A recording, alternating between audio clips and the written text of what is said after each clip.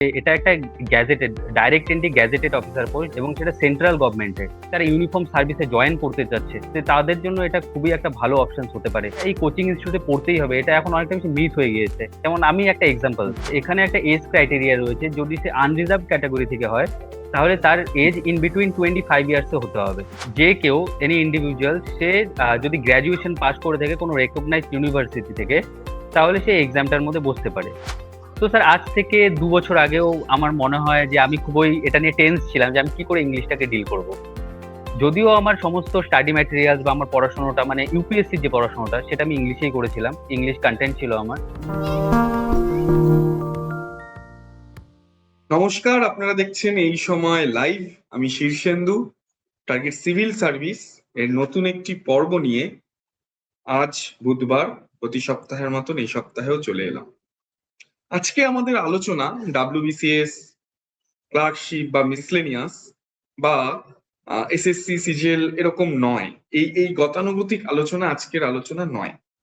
আজকের আলোচনা একটু অন্য রকমের বিষয় নিয়ে, অন্য রকমের পরীক্ষা নিয়ে এবং সাফল্যের ঘটনা নিয়ে। আজকে আমাদের আলোচনা মূলত ইউপিএসসির একটি পরীক্ষা নিয়ে, যার নাম ইউপিএসসির CAPF, UPSC CAPF assistant commandant 2025। 2025 এ কারণে বলা, কারণ পরীক্ষাটার বিষয়ে যে আজকে যিনি আমাদের বলবেন বা যিনি আজকে আমাদের বিশেষ অতিথি, তিনি এই পরীক্ষায় 2025-এর পরীক্ষায় আমাদের রাজ্য থেকে 150 অল ইন্ডিয়া বেসিসে র্যাঙ্ক করেছেন। প্রত্যেক বছরই এই পরীক্ষা কিন্তু হয়। এই নিয়েই আজকে আমাদের বিস্তারিত আলোচনা। আপনারা ইতিমধ্যেই আমার পাশের স্ক্রিনে দেখতে পাচ্ছেন জয়দীপ সরকারকে। নমস্কার জয়দীপ, অনেক শুভেচ্ছা। প্রথমেই একদম জয়দীপের বিষয়ে আজকে আমি একদম কিছু বলবোই না, কারণ আজকের যে বিষয়ে আলোচনা সেই বিষয়ে আমার নিজের পড়াশোনাও খুব কম, এটা স্বীকার করতে আমার নিজের কোনো দ্বিধা নেই। ফলে আজকে পুরোটাই শুনবো জয়দীপের থেকে। জয়দীপের বাড়ি কোচবিহারে, শীতলকুচির রাঙামাটিতে জয়দীপের বাড়ি। সেখান থেকে নানান ভাবে অনুপ্রাণিত হয়ে জয়দীপ প্রথমবারের জন্য ইউপিএসসির সিএপিএফ অ্যাসিস্ট্যান্ট কমান্ডেন্ট এই চাকরিতে তিনি বা এই পরীক্ষায় তিনি বসেছিলেন এবং প্রথমবারই সাফল্য, র্যাঙ্ক 150। খুব শীঘ্রই তিনি জয়েন করছেন অ্যাসিস্ট্যান্ট কমান্ডেন্ট হিসেবে। যেটা জানিয়ে রাখার মতো, এই পোস্টের মাধ্যমে উনি কিন্তু একদম গ্রুপ এ গেজেটেড অফিসার হিসেবেই নিয়োগ হতে চলেছেন। আমি জয়দীপের বয়স জানি না, শুরু করব জয়দীপের বয়স দিয়ে।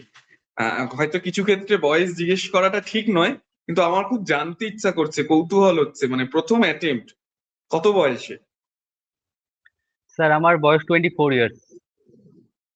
বেশ। জয়দীপ, এই পরীক্ষার বিষয়ে কোথা থেকে জানলেন এবং হঠাৎ করে কেন এত পরীক্ষা থাকতে একটু যদি বিস্তারিত বলেন। হ্যাঁ স্যার, স্যার ক্লাস 11-এ থাকতে আমি লাইক সার্চ আউট করছিলাম যে কোন এক্সামটা নিয়ে অ্যাকচুয়ালি আমি প্রিপারেশন নেব। তো তখন আমাদের যে দেন এসডিও স্যার ছিলেন মিস্টার জিতিন যাদব আইএএস, ওনার থেকে আমি ইউপিএসসি এক্সাম সম্পর্কে জানতে পারি। আর স্যার যখন আমি ইউপিএসসি এক্সামটা নিয়ে আরো বেশি এক্সপ্লোর করতে থাকি, আমি জানতে পারি যে এই এক্সামস এর মাধ্যমে ইন্ডিয়ার সবচেয়ে বেস্ট অফিসার হওয়া যাবে বা একদম টপ পোস্টে যাওয়া যেতে পারে ইন্ডিয়াতে অ্যাজ এ গ্যাজেটেড অফিসার। তো তার পাশাপাশি স্যার আমার ইউনিফর্ম সার্ভিসের প্রতি প্রথম থেকে একটা বিশাল নেক ছিল। তো আমি যখন জানতে পারি যে আমি ইউপিএসসি এক্সাম দিয়ে আমার কাছে ইউনিফর্ম সার্ভিসে যাওয়ার মতো দুটো অপশনস রয়েছে, একটা হচ্ছে as a gazetted officer IPS Indian police সার্ভিসে, আর নয়তো আমাকে central arm police forces exam clear করে as a assistant commandant join করতে হবে। তো তখন থেকেই স্যার আমার মাথাতে এই দুটোই ছিল যে যে কোনো একটা আমার চাই অ্যাজ আর্লি অ্যাজ পসিবল। তো আমি ফার্স্ট ইয়ার থেকে সেইভাবেই পড়াশোনা স্টার্ট করেছিলাম এবং আমি 2024 এর এন্ড অফ 2024 আমার গ্র্যাজুয়েশন কমপ্লিট হয়েছিল। তারপর 2025 এর আগস্টের 5th অফ আগস্ট আমি ফার্স্ট অ্যাটেম্প দিয়েছিলাম এটাতে। আর বাই গড গ্রেস আমি এটাতে অল ইন্ডিয়া র্যাঙ্ক 150 পেয়েছি। বেশ, একটু যদি বিস্তারিত এই পরীক্ষার সম্পর্কে বলেন। কারা এই পরীক্ষার জন্য এলিজেবল, কি যোগ্যতা প্রয়োজন, কাদের জন্য এই চাকরি ভালো, এবং কি কি ভাগ এই পরীক্ষায়, মানে লিখিত কটা ভাগে এই পরীক্ষা হয়, একটু যদি বিস্তারিত জয়দীপ আমাদেরকে বলেন। স্যার প্রথমেই যদি বলি এক্সামটার কোয়ালিফিকেশন নিয়ে, তাহলে যে কেউ এনি ইন্ডিভিজুয়াল সে যদি গ্র্যাজুয়েশন পাস করে থাকে কোনো রেকগনাইজড ইউনিভার্সিটি থেকে, তাহলে সে এক্সামটার মধ্যে বসতে পারে। আর এখানে একটা এজ ক্রাইটেরিয়া রয়েছে, যদি সে আনরিজার্ভ ক্যাটাগরি থেকে হয় তাহলে তার এজ ইন বিটুইন 25 ইয়ার্স হতে হবে। যদি সে ওবিসি এবং এসসি বা এসটি রিজার্ভেশন ক্যাটাগরি থেকে বিলং করে, তাহলে তার জন্য 2 বছর কি 3 বছরের একটা এজ রিল্যাক্সেশন দেওয়া হয়। আর স্যার এটাই রয়েছে এটার কোয়ালিফিকেশন। আর নেক্সট হুম। যেটা বলবো স্যার, এটার এক্সাম প্যাটার্নস নিয়ে, সেখানে ফার্স্ট পেপার ওয়ান বলে একটা এক্সাম হয়। সেই পেপার ওয়ানটা টোটাল মার্কস ক্যারি করে 250 মার্কস। সেখানে 125 কোশ্চেন্স থাকে। সেই 125 কোশ্চেন্স, প্রত্যেকটা কোশ্চেন্স এর মার্কস হয় 2 মার্কস করে এবং নেগেটিভ 1/3। তো এটাতে 250 মার্কসের মধ্যে এটার কাট অফ বের হয় প্রথমে। আর তার পাশাপাশি একটা ডেসক্রিপটিভ পেপার থাকে যেটা বলা পেপার টু। সেখানে এসে রাইটিং থেকে শুরু করে রিপোর্টস, প্রেসি রাইটিং, তারপর গ্রামার্স থাকে সেখানে, তারপর কম্প্রিহেনশনস থাকে। সেটা সেই এক্সামটা এখানে হয়ে থাকে। তো এখানে তারপর কম্বাইন করে paper one plus paper two combine করে একটা কাট অফ সেট হয়। তো প্রথমে পেপার ওয়ান ক্লিয়ার করতে হবে, আর পেপার টুর যে মার্কস থাকে সেটা মিলিয়ে তারপর পেপার ওয়ান প্লাস পেপার টুর কাট অফটা ক্লিয়ার করতে হবে। রিটেন ক্লিয়ার হয়ে যাওয়ার পর physical standard test and physical efficiency test বলে এখানে টেস্ট হয়, যেখানে 100 মিটার রেস থাকে, উইদিন 15 সেকেন্ডে ক্লিয়ার করতে হয়। দেন 800 মিটারের রেস থাকে, then long jump and shot put. সবকটার একটা স্টিপুলেটেড টাইম পিরিয়ডের মধ্যে ওগুলো কমপ্লিট করতে হবে এবং সেগুলো ব্যাক টু ব্যাক হয়। উইদিন 10 মিনিটস একটার পর একটা ইভেন্ট সেখানে স্টার্ট হয়ে যায়। যেমন আমার যেটা হয়েছিল সেটা গুয়াহাটি বিএসএফ ক্যাম্পে হয়েছিল। তো ফিজিক্যাল আচ্ছা। স্ট্যান্ডার্ড টেস্ট আর ফিজিক্যাল এফিসিয়েন্সি টেস্ট পাস করার পরে ইউপিএসসি ঢোলপুর হাউস, যেটা শাহজাহান রোড নিউ দিল্লিতে রয়েছে, সেই ইউপিএসসি ভবনে আমাদের ইন্টারভিউ বা পার্সোনালিটি টেস্ট হয়ে থাকে। সেটা সেম বোর্ড সেম প্যানেল যেটা ইউপিএসসি সিভিল সার্ভিস এক্সামিনেশনের রয়ে থাকে, সেই সেম বোর্ডের থেকেই পার্সোনালিটি টেস্টটা হয়ে থাকে। এবং সেই পার্সোনালিটি টেস্ট যেদিন কমপ্লিট হয়ে যাবে, তার পরের দিন আমাদের মেডিকেল স্ট্যান্ডার্ড টেস্ট হয়। সেই মেডিকেল স্ট্যান্ডার্ড টেস্ট আমার যেটা হয়েছিল সেটা CRPF compound hospital, Jharoda Kalan, New Delhi, সেখান থেকে হয়েছিল।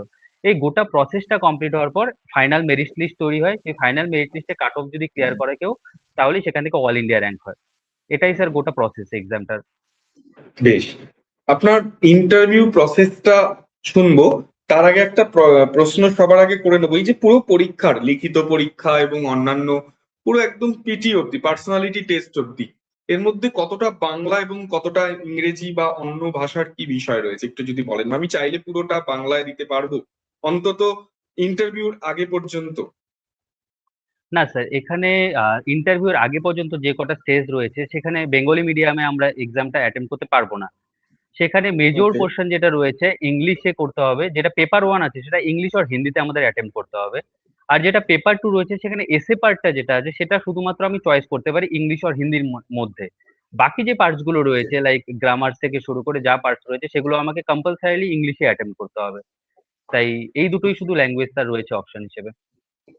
বেশ, একটু যদি ইন্টারভিউ এর বিষয়ে একটু বলেন, মানে কেমন ছিল, কি হ্যাঁ কি স্যার। প্রশ্ন করা হয়েছিল, একটু যদি শেয়ার করেন। স্যার আমার ইন্টারভিউ হয়েছিল 8th মে 2026। আমার আফটারনুন শিফটের আমি লাস্ট ক্যান্ডিডেট ছিলাম। তো আমার যে চেয়ারপারসন ছিলেন তিনি ছিলেন মিস সুজাতা চতুর্বেদী আইএএস। আর তার পাশাপাশি আরো 3 জন স্যার ছিলেন সেই বোর্ডের মধ্যে। তো আমি অ্যারাউন্ড 4:30 PM অ্যারাউন্ড আমি সেই ইন্টারভিউ রুমে প্রবেশ করি। তো ফার্স্টেই ম্যাম আমাকে দেখে যেটা কোশ্চেন করেছিলেন, কারণ আমার গ্র্যাজুয়েশন সাবজেক্ট যেটা ছিল সেটা ফিশারি সায়েন্স নিয়ে। তো ম্যাম ফার্স্টে আমাকে যেটা কোশ্চেন করেছিলেন যে, Joydeep, what is this subject, I never heard of it. আর একটু রুডলি বলেছিলেন। তো আমি বলেছি, ম্যাম এটা এই সাবজেক্ট এটা এগ্রিকালচার অ্যালাইড এর মধ্যে পড়ে। তো আমি এটা নিয়ে পড়াশোনা করেছি। তো ম্যাম বলে যে, ম্যাম ওখানে থেকে কিছু টার্মস আমি আমাদের ডিটেইলড অ্যাপ্লিকেশন ফর্ম যেটা হয়, যেটা আমাদের ভরতে হয় পার্সোনালিটি টেস্টের আগে, সেখানে কিছু আমি কি ওয়ার্ডস ড্রপ করেছিলাম। সেগুলো নিয়েও ম্যাম আমাকে প্রথমে কোশ্চেন করেছিল। তো আমার ফিশারি সায়েন্স থেকে অনেকটা বেশি ইন্টারভিউ ক্যারি হয়েছে। তারপর যখন ইন্টারভিউটা একটু ডেপথে চলে যায়, আমার যখন ফোর্থ প্রেফারেন্সের দিকে আসে, তখন আমি ওখানে লাইক ইন্টেনশনালি ড্রপ করে দেই যে আমার বাড়ি শিলিগুড়ি করিডোরের পাশে। সেখান থেকে শিলিগুড়ি করিডোর নিয়ে আমার উপর কোশ্চেন হয়। সেখান থেকে নেপাল, ভুটান, বাংলাদেশ ইস্যু, আমাদের ওয়েস্ট বেঙ্গল গভর্নমেন্ট এবং যে সেন্ট্রাল গভর্নমেন্ট রয়েছে তাদের মধ্যে যে একটা লাইক মিসকমিউনিকেশনের যে অ্যাঙ্গেল যেটা রয়েছে, বা ল্যান্ড ট্রান্সফার নিয়ে যে ইস্যুস রয়েছে সেগুলো নিয়ে আমার উপর কোশ্চেন্স হয়েছিল। তারপর আমার হবিজ, যেমন আমি স্প্রিন্টিং করি বা রানিং যেটা হয়, সুইমিং এগুলোতে আমার নেক রয়েছে। তো সেগুলো নিয়েও আমার কাছে কোশ্চেন করা হয়েছিল। আর লাস্ট বলতে গেলে একটা ইন্টারেস্টিং কোশ্চেন যেটা ছিল সেটা আমাকে লাস্ট যে চেয়ারপারসন ম্যাম জিজ্ঞেস করেছিলেন, আহ এতক্ষণ যেভাবে ভয়েস পিচটা চলছিল ইন্টারভিউ রুমে তার থেকে একটু হাই করে, যে Joydeep why should I select you.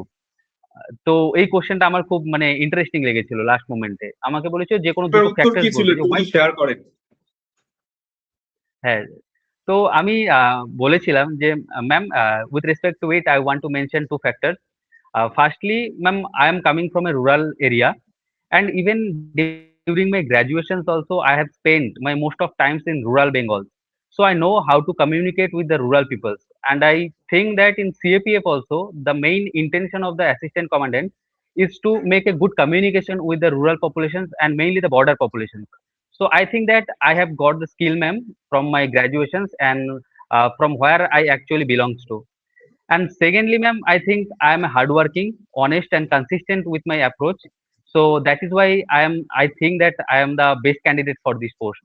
তো এভাবে বলে আমি থ্যাংক ইউ বলেছিলাম। তো ম্যাম বলেছিল ওকে, গুড লাক। তারপর এখানেই শেষ করেছিল। বেশ। যদি একটু যদি জিজ্ঞেস করি, একদম খোলামেলা ভাবেই, আমরা অনেকেই জানি, আপনিও হয়তো চেনেন, প্রচুর ছেলে মেয়ে যারা কলকাতা পুলিশ বা রাজ্য পুলিশের কনস্টেবল বা এসআই বা অন্যান্য কিছুর জন্য পড়াশুনো করছে, দীর্ঘদিন ধরে মাঠে যাচ্ছে, প্র্যাকটিস করছে। তাদের কাছে এটা কতটা ভালো একটা বিকল্প অপশন হতে পারে বলে আপনি মনে করেন? সত্যি স্যার, এটা লাইক আমি এর আগেও মেনশন করেছিলাম যে এটা একটা gazetted, direct entry gazetted officer post, যেটা গ্রুপে গ্যাজেটেড বলা হয়। এর একটা শর্ট ফর্ম যেটা হয় ড্যাগো, ডিএজিও, ডাইরেক্টলি অ্যাপয়েন্টেড গ্যাজেটেড অফিসার, এবং সেটা সেন্ট্রাল গভর্নমেন্টের। তো আমার মতে যারা অলরেডি ফিজিক্যাল ফিটনেস নিয়ে খুব লাইক ওরা খুবই ডেডিকেটেড নিজের প্রতি, তার পাশাপাশি তারা ইউনিফর্ম সার্ভিসে জয়েন করতে চাচ্ছে, তো তাদের জন্য এটা খুবই একটা ভালো অপশন হতে পারে। তোমরা এক্সপ্লোর করতে পারো, আমি অবশ্যই বলবো। বেশ।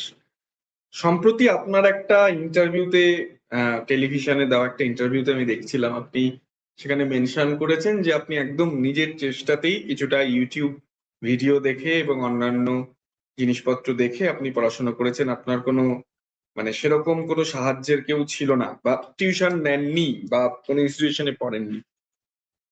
এই একদম স্যার। চাকরিটার ক্ষেত্রে এটা বাস্তবে কতটা সম্ভব? মানে আমি আপনার বলা কথা নিয়ে কোনো প্রশ্ন তুলছি না, কিন্তু একজন নবিশের কাছে এটা কতটা পসিবল, এটাকে একা একা ডিল করা এই পরীক্ষাটাকে?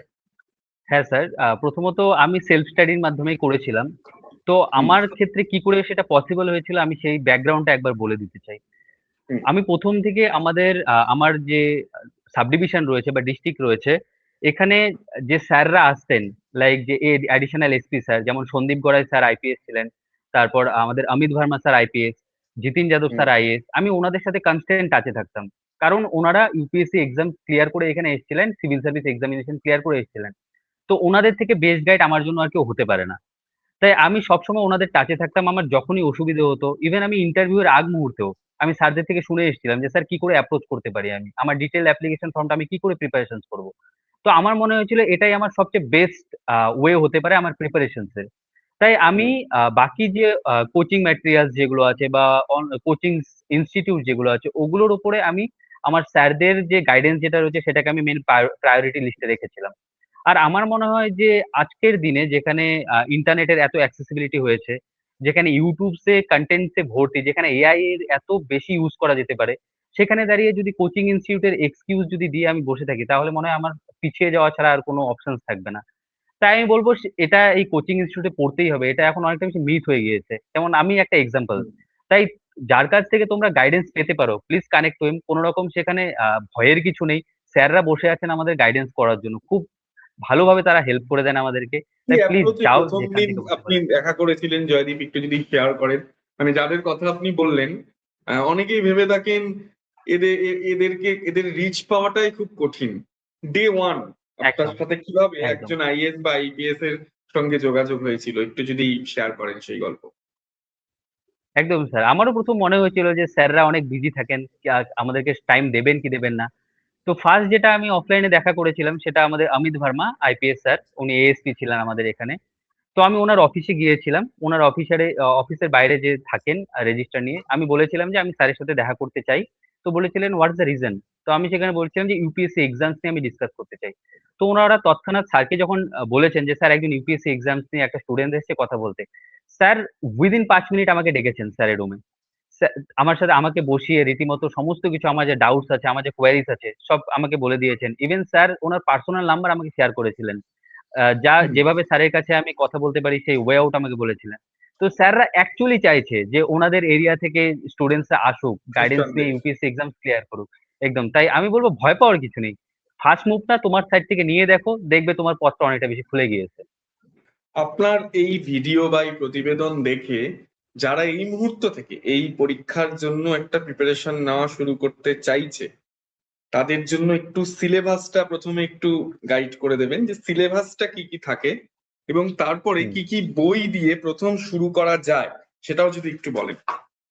তো ইউপিএসসির যে এক্সাম যেটা রয়েছে সেটা সিভিল সার্ভিস এক্সামিনেশন হোক বা সেন্ট্রাল আর্ম পুলিশ ফোর্সেস হোক, সেখানে সিলেবাস কিন্তু অনেকটা বেশি ওভারল্যাপ করে যায়, মেনলি রিটেন পার্টস গুলোর জন্য। তাই এখানে মেজর সিলেবাস যদি বলি আমি, জেনারেল স্টাডিজ সাবজেক্ট হিসেবে আমাদের পলিটি অ্যান্ড কনস্টিটিউশন, যার জন্য হুম, আমাদের এম লক্ষ্মীকান্তের একটা বই রয়েছে, সেটা পড়তেই হবে।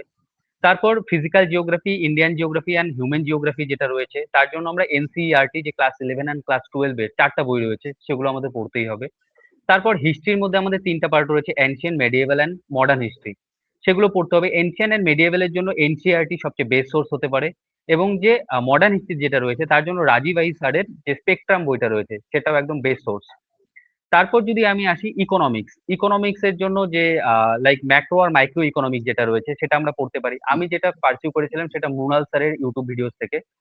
তারপর যদি আসি আমি এনভায়রনমেন্টের যে কোনো বই আমরা কিনতে পারি, যেমন শঙ্কর আইএএস এর একটা বই রয়েছে, সেটা খুব ফেমাস। তাছাড়াও এনসিইআরটিস বা ক্লাস 9-10 এর যে বইগুলো রয়েছে, সেগুলো আমরা নিতে পারি। হুম, তারপর সায়েন্স এন্ড টেকনোলজি রয়েছে সেখানে, আর ইন্টারন্যাশনাল অ্যাফেয়ার্স এর জন্য আমি মেইনলি যেটা ফলো করেছিলাম, সেটা ইউটিউবে একটা চ্যানেল রয়েছে, ক্যারিয়ার 247 বলে, যেটা প্রশান্ত ধাওয়ান স্যার সেটা রান করেন। তো সেই চ্যানেলে ডেইলি স্যার আপডেট দিচ্ছেন যে ইন্টারন্যাশনাল বা জিও পলিটিক্সে কি চলছে। সেখান থেকে একটা ব্রড বেস চলে আসবে। তো মোটামোটা এটাই হচ্ছে সিলেবাসের মেইন বেস। আর ওদিকে ম্যাথামেটিক্স আর ইংলিশ তো রয়েছে। ম্যাথামেটিক্স এর জন্য ইউটিউবে অনেক ভালো ভালো টিচার রয়েছে, রাকেশ যাদব স্যার, কৌশিক মোহান্তি স্যার, অভিনব স্যার, গাগন প্রতাপ স্যার। তেমন ইংলিশের জন্য রয়েছে নিমিষা বানসাল ম্যাম, রানী ম্যাম, জয়দীপ স্যার। তো এভাবে আপনারা কিন্তু অ্যাক্সেস করতে পারেন, আমি এটাই বলবো। আপনার এই যে চাকরি, এই চাকরিটা কাদের আসা উচিত এবং কাদের এই চাকরিটা সম্পর্কে অন্তত ভাবা উচিত নয়? আমি প্রথমে বলতে চাই স্যার যে কাদের জন্য উচিত নয়। তো যারা অ্যাকচুয়ালি অফিস ওয়ার্ক চান, যারা 9 to 5 বা 10 to 6 এরকম জব চান, ডেস্ক জব চান, তাদের জন্য এই সার্ভিসটা নয়। আর যদি আমি স্পেশালি বলি যে কাদের জন্য এই সার্ভিসটা, যারা নিজেকে অল টাইম ফিট রাখতে চায়, যারা অনেক বেশি অ্যাডভেঞ্চারাস লাইফ পছন্দ করে, অ্যাডভেঞ্চার লাইফস্টাইল পছন্দ করে, যারা চায় যে আমার জীবনের বা চাকরির যে সার্ভিস লাইফ যেটা রয়েছে সেটা যেন মনোটোনাস না হয়, আমি আজকে কালকে ঘুম থেকে ওঠে যেন যে আমার কাছে অন্য একটা টাস্ক চলে আসে। যারা ডেপুটেশনের মাধ্যমে বিভিন্ন জায়গায় যেতে চায়, এনএসজি, এসপিজি বা ইন্টেলিজেন্স ব্যুরো বা মিলিটারি ইন্টেলিজেন্স, যেটাতে বিভিন্ন ডেপুটেশনে যারা কাজ করতে চায়, তাদের জন্য হুম, কিন্তু এই সার্ভিসটা একটা দারুণ অপরচুনিটি নিয়ে আসবে। হুম, বেশ।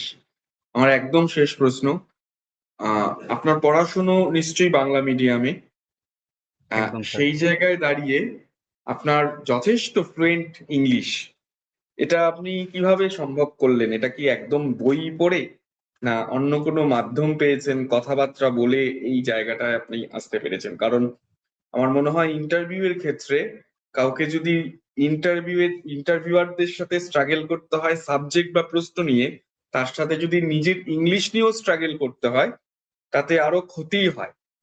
আপনার একদম স্যার। যেরকম ফ্লুয়েন্ট ইংলিশ এই মুহূর্তে রয়েছে, সেটা করার জন্য আপনার কি পথ ছিল এবং আপনার কি সাজেশন থাকবে? তো স্যার আজ থেকে 2 বছর আগেও আমার মনে হয় যে আমি খুবই এটা নিয়ে টেন্স ছিলাম যে আমি কি করে ইংলিশটাকে ডিল করব। যদিও আমার সমস্ত স্টাডি ম্যাটেরিয়ালস বা আমার পড়াশোনাটা, মানে ইউপিএসসির যে পড়াশোনাটা, সেটা আমি ইংলিশেই করেছিলাম, ইংলিশ কন্টেন্ট ছিল আমার। হুম, তো সেখান থেকে একটা কনফিডেন্স বিল্ড আপ হয়েছিল। আমার যে থট প্রসেস বা যে কোনো অ্যান্সার যেটা আহ, যাকে বলে অ্যানালাইসিস করা, সেটা আমি ইংলিশেই করতাম অল টাইম। কিন্তু তারপরে একদম। স্পোকেন বা কমিউনিকেশনের যে ব্যাপারটা রয়েছে, তার মধ্যে কিন্তু হার্ডশিপস আমাকে পেতেই হয়েছে।